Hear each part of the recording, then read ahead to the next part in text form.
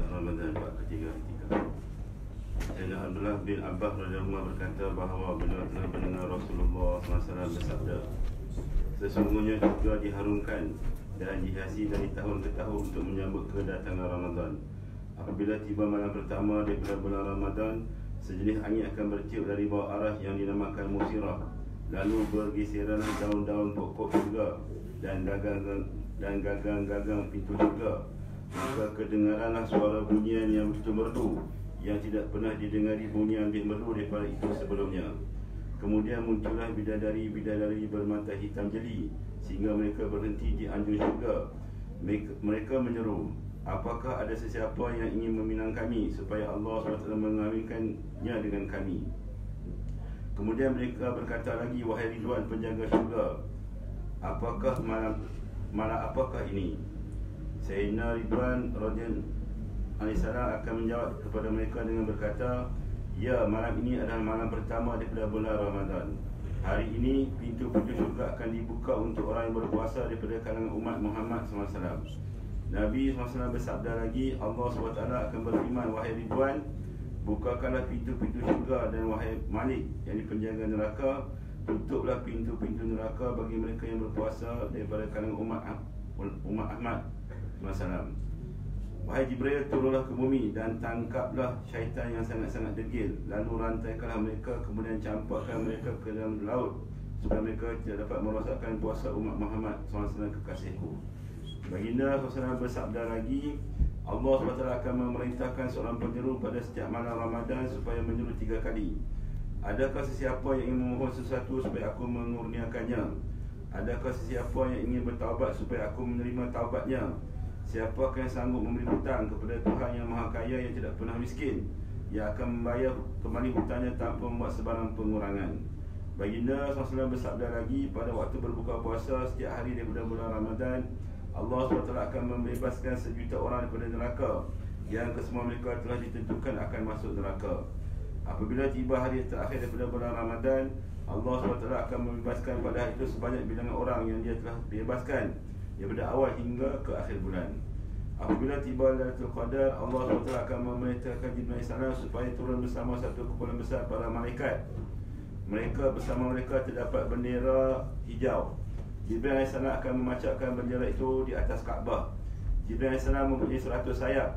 2 daripada sayap-sayap itu tidak pernah dibuka kecuali pada malam itu sahaja.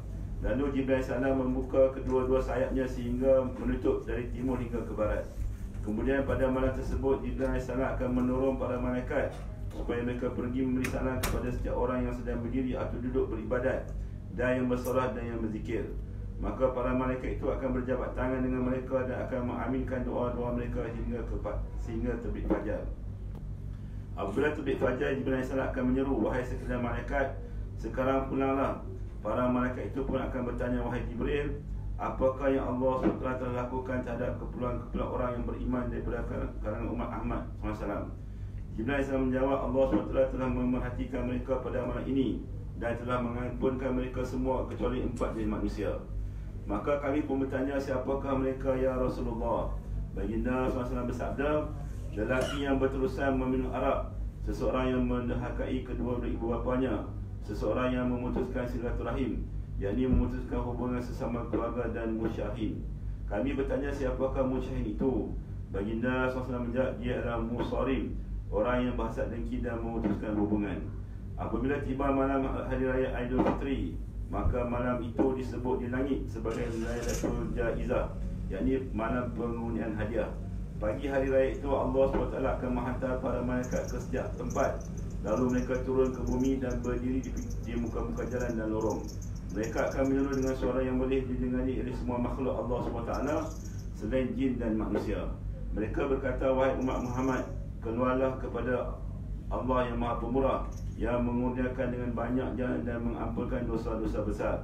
Apabila orang ramai tiba di tempat solat raya, Allah SWT akan bertanya kepada para malaikat, apakah balasan bagi seorang pekerja yang telah menyempurnakan kerjanya? Para malaikat akan berkata, wahai Tuhan dan pemilik kami, balasannya ialah hendaklah diberikan upahnya dengan sempurna. Lantaran itu Allah SWT berfirman, sesungguhnya aku menjadikan kamu sebagai saksi, wahai malaikatku.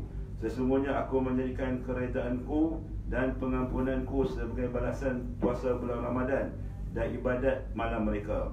Allah SWT akan berkata lagi, wahai hamba-hambaku, mohonlah daripadaku demi kemuliaan dan keagunganku.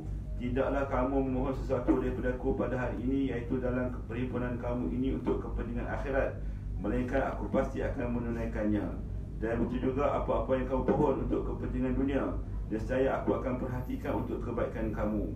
Demi kemuliaanku, aku akan menutup keaiban-keaiban kamu selama mana engkau mentaatiku. Demi kemuliaan dan keagunganku, tidaklah aku akan menghinakan kamu, dan tidaklah aku akan memalukan kamu dalam kalangan orang-orang yang berdosa dan orang-orang kafir. Bersurahlah dalam keadaan kamu telah diampunkan.